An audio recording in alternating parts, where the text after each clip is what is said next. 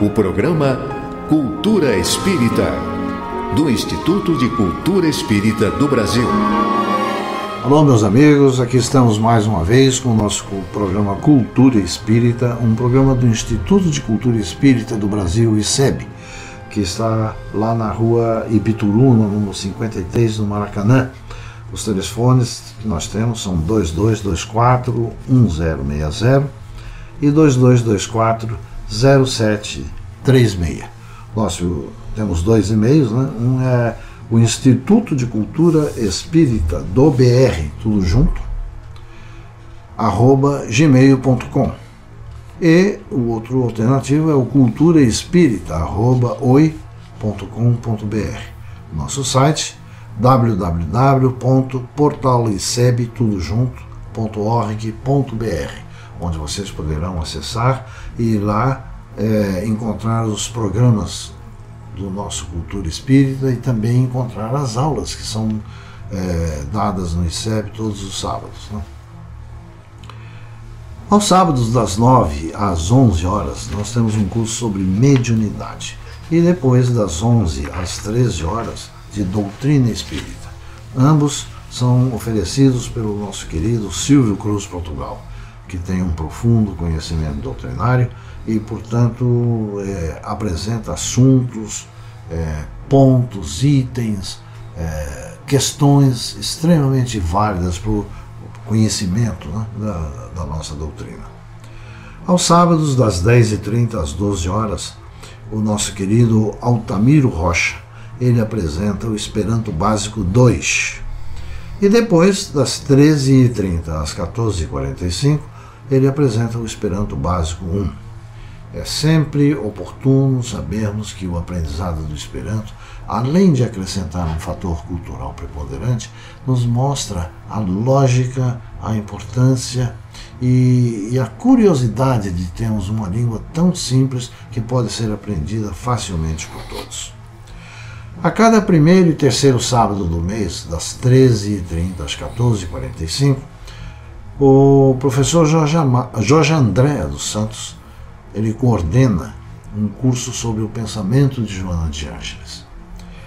Esse curso ele é feito no primeiro e no terceiro sábado, pela professora doutora Luzia Matias e no outro pelo professor doutor José Henrique Rubim. Ambos médicos, ambos terapeutas de muito conhecimento, muito reconhecidos pela nossa comunidade e, portanto, para levar o pensamento de Joana de Ângeles de uma forma potencializada, né?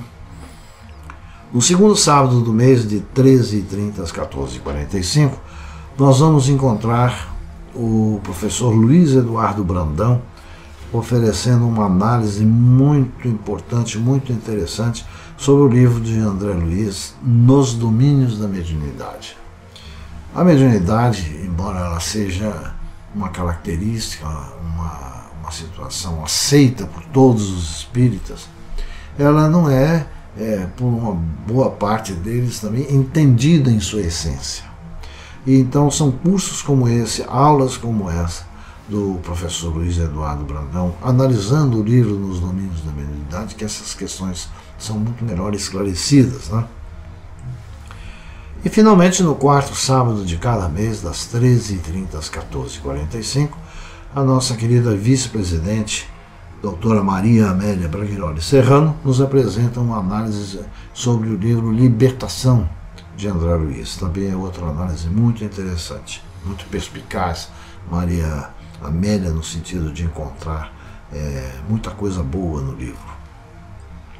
Como já foi dito anteriormente, no próximo sábado, agora dia 16, não vai haver aula no ICEB. O ICEB estará com suas atividades suspensas, porque o dia 16 é feriado, é sequência do feriado de 15 de novembro, né? Então as pessoas querem viajar, enfim, acreditamos que a frequência, pelas experiências dos anos anteriores, que a frequência não seja grande, então preferimos dar a liberdade para que todos tenham folga e possam ter o seu lazer da maneira mais adequada. Mas nós temos aqui também a agendinha. E como carinhosamente o César Reis fala, né? E com o nosso querido Joel Vaz, que vai então passar seus dados. Obrigado pelo carinho de todos e de você que está nos ouvindo aí. Muito, muito, muito obrigado mesmo. Uma perguntinha. Quem já viu um disco voador? Recentemente foi amplamente noticiado que a Força Aérea Brasileira liberou todas as informações que tinha a respeito dos objetos voadores não identificados, com depoimentos extraordinários. Eu vi um programa na TV Globo que abordou isso com uma profundidade imensa. Vários abduzidos presentes no programa da Ana Maria Braga, falando sobre as suas experiências estranhas e tal, carros que voavam, deslocamento para lugares inacreditáveis e tal. Pois bem, como o assunto é palpitante, hoje à noite estão todos convidados para irem ao Teatro Vanucci. Às 7h30 da noite, o professor Paulo Lanuzzi, ele vai falar sobre ufologia e espiritualidade. Ele é um espírita que conhece a doutrina e é um estudioso da ufologia, escreve na revista de ufologia e tal. Então, creio que é uma reunião muito especial para quem tem essa curiosidade de saber como é que são os mundos habitados, como é que eles existem, como é que eles funcionam. Pois bem, no programa passado, o professor Astorui, respondendo a uma pergunta transmitida pelo querido Geraldo, falou sobre Allan Kardec, sobre o Consolador Prometido e tal. Eu tive a oportunidade nessa semana de encontrar o Marcel Sotomayor, que lançou recentemente uma biografia sobre Kardec. Ele é o autor do livro do Chico, que se transformou num filme. E que depois fez Por Trás do Véu de Ísis, que também teve um documentário sobre o tema. E eu perguntei o que te moveu, ele que até encontrar-se com a questão do Chico para fazer uma matéria sobre, e se transformou num divulgador da obra do Chico, apaixonadíssimo pela figura do Chico. Ele disse: o que te levou a escrever sobre Kardec? Ele disse: como é que um pedagogo bem-sucedido, aos 53 anos, resolve se transformar, mudar a sua diretriz, mudar de nome, deixar de ser Denisard Leon Rivel, para se transformar em Allan Kardec. E em 12 anos ele codifica, escreve uma quantidade de livros, tem contatos que se multiplicaram pelo mundo inteiro com médiuns que receberam mensagens, e em 12 anos ele cria uma doutrina, ele codifica uma doutrina milenarmente conhecida em colchas de retalho, ele organiza isso que fica para a eternidade. Isso é fascinante. E me revela mais uma outra coisa. Primeiro, o livro está sendo um sucesso e o livro vai se transformar num filme produzido pelo Luiz, que é o mesmo produtor das Vidas do Chico Xavier, e o mesmo diretor, com aquela qualidade técnica extraordinária. Então, eu acho que o movimento espírita vai navegar em águas mansas de verdadeira felicidade com e bem oportuno, né, nesse mês de outubro, né? Uma boa notícia, né? O mês de Kardec e tal, enfim. Pois bem, eu tenho aqui ainda mais uma noticiazinha, que é a sequência aqui no Vale do Paraíba, em Lorena, Guaratinguetá e tal, tem o 32º mês espírita. Olha aqui, tem uma história isso, tem uma vida que então lá amanhã na Casa do Caminho vai acontecer um evento maravilhoso. Às 19h30, o meu querido amigo, meu querido irmão João Luiz do Nascimento, um médium fantástico, um orador inspiradíssimo, ele vai falar sobre a maturidade espiritual. Como é que você chega a esta maturidade? Através da vivência, da problemática cotidiana, dos desafios de cada dia. E eu acho que com isso aqui, eu teria mais outras coisas, mas são longas, eu acho que o corte já está sendo feito ali pelo meu produtor. Desejo a todos um dia lindo, cheio de luz e de paz. Muito bem, então nós vamos encerrar esse nosso primeiro bloco e na sequência nós vamos ter então o Cultura Espírita Responde.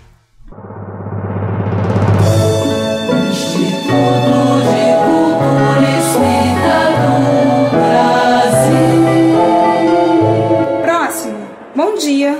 Bom dia. Qual é o formato de pagamento? Cartão. Ótimo. Então vamos poder ampliar a educação, a cultura, aumentar os apoios. Agora, cada compra que você fizer, você pode participar para que a Fazer o Bem aumente a sua capacidade de multiplicar as suas ações sociais em todo o Brasil. Para isso, pague as suas contas com os cartões O Bem. Prontinho. Volte sempre. Faça o bem. Peça já o seu cartão. Ligue 0800 720 7575.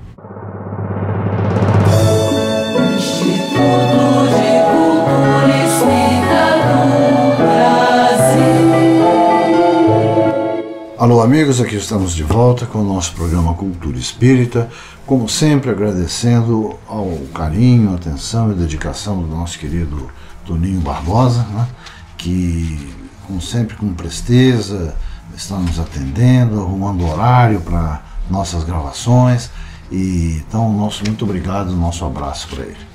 Bom, nesse segundo bloco, Geraldo, nós temos que responder as perguntas que os nossos ouvintes nos fazem, né? Então eu pediria, por favor, que você começasse aí fazendo a primeira pergunta. Quem formula as perguntas aqui é o nosso ouvinte João Mendes Alcoforado, de Marechal Hermes, Rio de Janeiro. Primeira pergunta.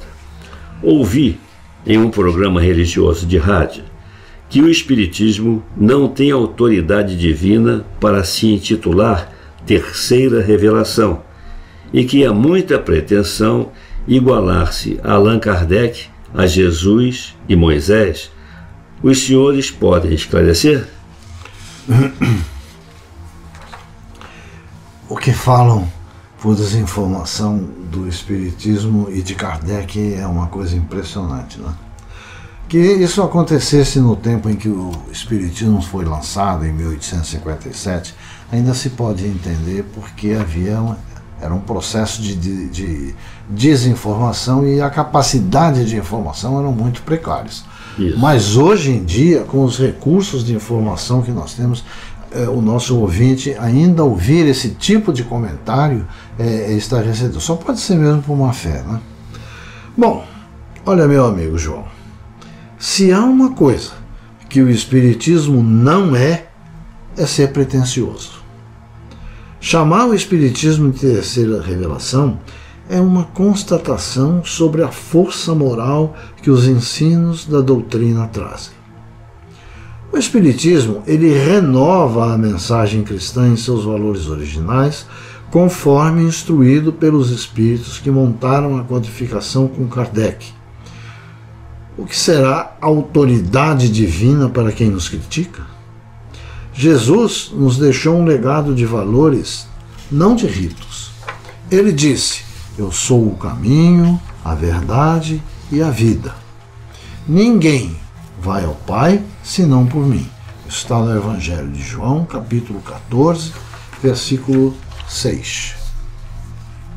Portanto, meu amigo, quem buscar a Deus através de Jesus, o fará através da autoridade divina do Mestre.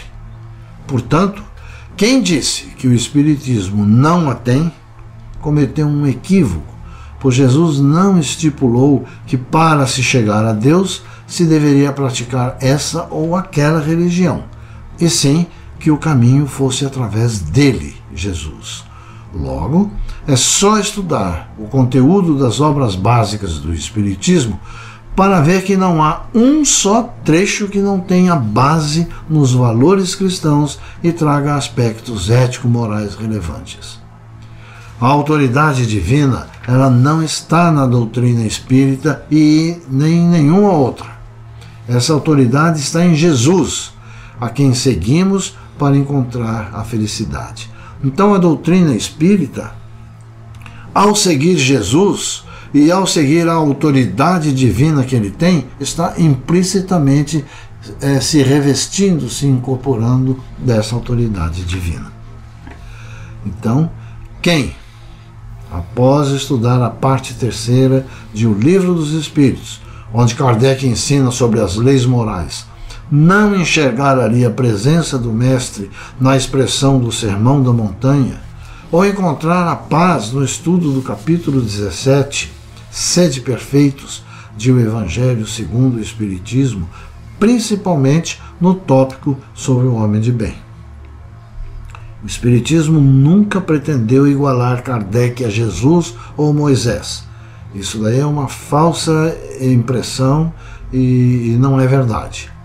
Kardec, ele foi um preposto da espiritualidade e ele agiu em nome dos espíritos superiores, enquanto Moisés foi o protagonista da primeira revelação e Jesus o foi da segunda revelação.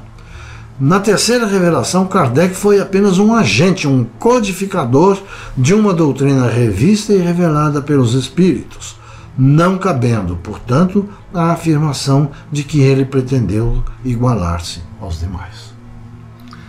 Muito bem. Nosso irmão João prossegue aí, mais uma perguntinha dele. Uma coisa que sempre me traz dúvidas, embora já tenha lido algumas explicações, é a questão do esquecimento de vidas passadas. Vocês podem explicar essa questão? Podemos tentar, né, Geraldo? É isso aí. Olha, meu amigo, essa dúvida sempre ocorre entre as pessoas. E sabe por quê? Porque as pessoas pensam, raciocinam e procuram. Eu acho muito apropriado uma frase que diz: não são as respostas que movem o mundo, e sim as perguntas. Quando as pessoas passam por traumas terríveis, elas tendem a procurar se esquecer do que passaram. Quando se quer apoiar alguém diante de um sofrimento, diz-se para a pessoa esquecer, já passou. Um aborrecimento sério que aconteça para alguém faz com que a pessoa diga: se eu pudesse, passava uma borracha nesse fato e nunca mais me lembraria dele.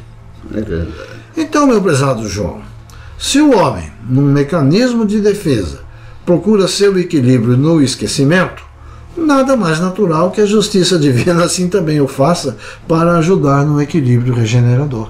É verdade, é isso mesmo. Como nós vivemos em um planeta de expiações e provas, a nossa característica é ainda vivermos mesclados com o mal. Quando reencarnamos, a principal razão é a recuperação dos erros passados e o aproveitamento das oportunidades de regeneração.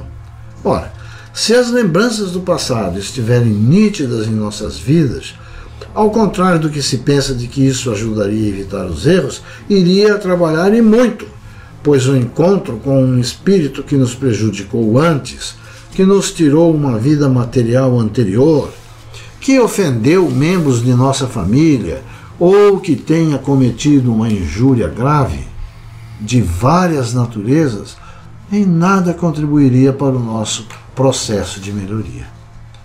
Quando se fala em esquecimento, não significa um completo e absoluto apagão mental. Sempre ficam alguns elementos de lembrança, sem a pessoa poder explicar por quê. Ocorrem antipatias ou simpatias, atrações de interesses, valores, etc. Esse, meu irmão, é o progresso que foi experimentado pelos nossos amigos espirituais e que, se ao longo de milênios vem provando sua eficácia entre nós, não há por que duvidar dele. Muito bem. Tem tempo para mais uma pergunta do nosso irmão? Tem sim. Então o João Mendes ainda pergunta: por que Jesus, na parábola do bom samaritano, escolheu justamente um desafeto dos hebreus para ser exaltado? João, Jesus, antes de tudo, ele foi o nosso maior educador. Sua pedagogia perfeita traduz o ideal de aprendizado e de conquista da reforma íntima. De fato, os samaritanos eles eram desprezados pelos hebreus por questões de interpretações dos princípios religiosos. E a não aceitação por eles do Talmud, o livro sagrado, era uma delas. Jesus, ao pregar que todos os homens deveriam amar-se uns aos outros, não estabeleceu qualquer restrição quanto à raça, cor, crença ou outro qualquer atributo social. Logo, os samaritanos, a despeito de suas divergências, eles deveriam participar do amor recíproco. E para mostrar que eles eram discordantes, sim, mas isso não lhes tirava o caráter de seres com responsabilidades para com o próximo, Jesus atribuiu exatamente a um ser desprezado pelo orgulho judeu o papel mais edificante na história. Quem era o homem caído na estrada? Qual era a sua crença, o seu nome? Quem era o samaritano? Jesus não registrou esses detalhes. Mas nós, 2000 anos depois, aqui estamos analisando essa memorável aula, considerando o gesto e não os nomes. Além de nos lembrar, ainda hoje, o quanto é importante não julgarmos o nosso próximo pelas nossas deduções, que quase sempre são equivocadas, e principalmente não julgarmos ninguém, pois não temos autoridade para isso. Então, Geraldo, você repara que esse magistério de Jesus, né, a sua divina exposição diante de um mundo tão conturbado como o nosso, nós hoje já recebemos um banho de evolução bastante significativo com relação à época de Jesus. Tanto é que tivemos condição e capacidade para recebermos a terceira revelação, que foi o Espiritismo, né? Isso Bezerra de Menezes, ele foi muito feliz na carta que ele fez para o irmão dele, o Soares, que estava lá em Fortaleza, mas que o recriminou severamente pelo fato de ele ter se declarado publicamente espírita. A família católica, né? Então, o Bezerra, ao responder para ele nessa carta, ele fez uma carta de 100 páginas. Nossa, um livro. Que se transformou num livro que a FEB publica, né, ainda tem lá. E esse livro traduz um manual de teologia espírita. Porque Bezerra, ele abrange Bezerra também, como uma dessas perguntas que os ouvintes nos fazem, Bezerra também, quando ele assumiu o Espiritismo, ele já era maduro. Ele já estava na maturidade e levou aproximadamente uns 6 anos estudando a matéria para depois finalmente ele desabrochar para uma revelação pública de ser espírita. Começou a estudar o livro do Espírito no bonde. No bonde.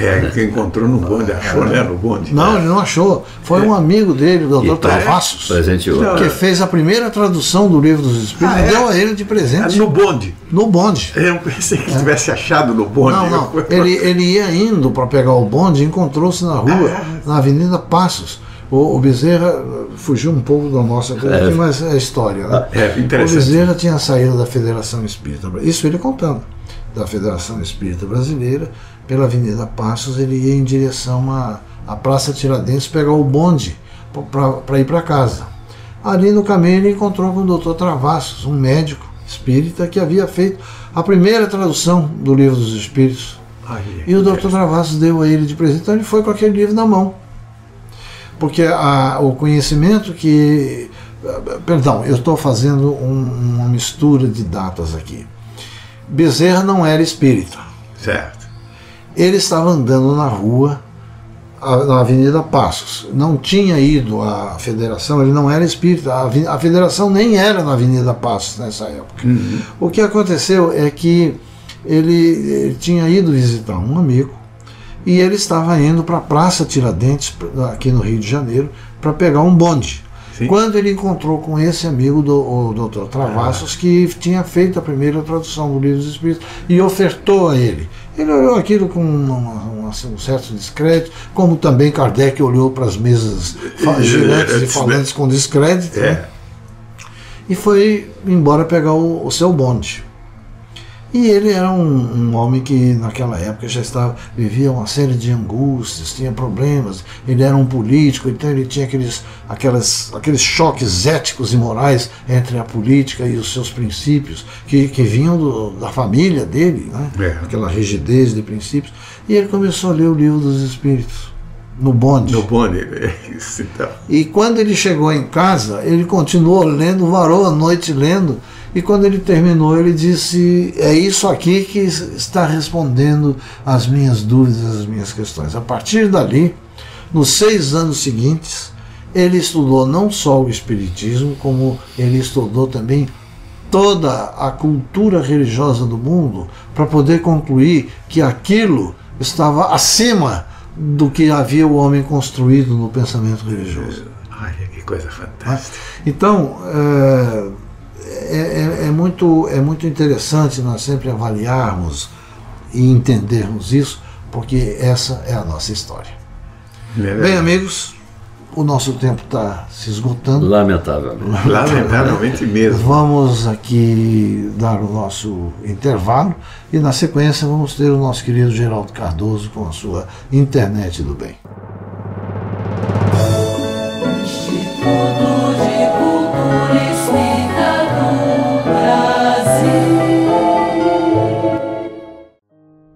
Meus amigos, a mensagem que está à disposição de nossos ouvintes na página do ICEB nesta semana é baseada em uma página de autoria de Raul Teixeira e tem para título Decepções. Ouçamos o que o nosso caro irmão tem a nos dizer a esse respeito, com a sua peculiar clareza de raciocínio e abalizada argumentação. Assim nos diz Raul: não somos poucos os que nos tornamos pessoas amargas, indiferentes ou frias por causa de decepções que afirmamos ter recebido aqui ou ali envolvendo outras pessoas. A decepção foi com um amigo a quem recorremos no momento de necessidade e em quem não encontramos o apoio esperado. Foi com um companheiro de trabalho que nos constituía modelo, parecia perfeito e o surpreendemos em um deslize. Tais decepções devem nos remeter a exames melhores das situações. Decepcionarmos-nos com pessoas que estão no mundo, sofrendo as nossas mesmas carências e tormentos, não é muito real. Primeiro, porque elas não nos pediram para assinar contrato ou compromissos de infalibilidade para conosco. Segundo, porque o simples fato de elas transitarem na Terra ao nosso lado é o suficiente para que não as coloquemos em lugares de especial destaque, pois todas têm seu ponto frágil e até mesmo seus pontos sombrios. A nossa decepção, em realidade, é mesmo conosco, pois nos equivocamos em nossa avaliação por precipitação ou por análise superficial. Não menos errada, a decepção que afirmamos ter com a própria religião, com a doutrina de fé cristã que está a espalhar em toda parte os ensinamentos deixados por Jesus Cristo para os seres de boa vontade. O que acontece é que costumamos confundir as doutrinas que ensinam o bem, o nobre, o bom, com os doutrinadores que, embora falem das virtudes que devemos perseguir, conduzem as próprias existências em oposição ao que pregam. Como vemos, a decepção não é com as mensagens da Boa Nova, mas exatamente com os que conduzem a mensagem. Nesse ponto, não nos esqueçamos de fazer o que ensinou Jesus: comparar os frutos com as qualidades das árvores de onde eles procedem, de modo a não nos deixarmos iludir. Avaliemos desta forma as nossas queixas contra pessoas e situações e veremos que temos sido os grandes responsáveis pelas desilusões do caminho. Nós mesmos é que criamos as ondas que nos decepcionam e magoam. Cabe-nos amadurecer, gradualmente, nos estudos e na prática do bem, aprendendo a examinar cada coisa, cada situação, analisar a nós mesmos com atenção, a fim de crescermos para a grande luz, sem nos decepcionarmos com mais nada ou ninguém.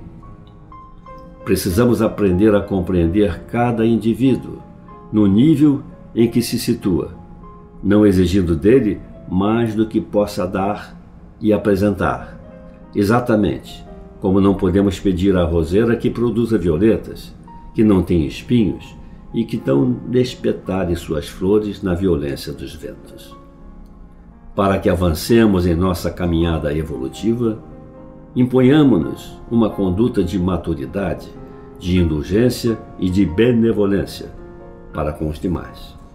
Disponhamos-nos a brilhar sob a proteção de Deus, avançando sempre, não nos detendo na retaguarda a examinar mágoas e depressões que se apresentam na estrada como pedras e obstáculos, calhaus e detritos. Meus amigos, gratos pela gentil audiência, despedimos-nos com votos de saúde e paz. Pela Rádio Rio de Janeiro, o Instituto de Cultura Espírita do Brasil apresentou Cultura Espírita.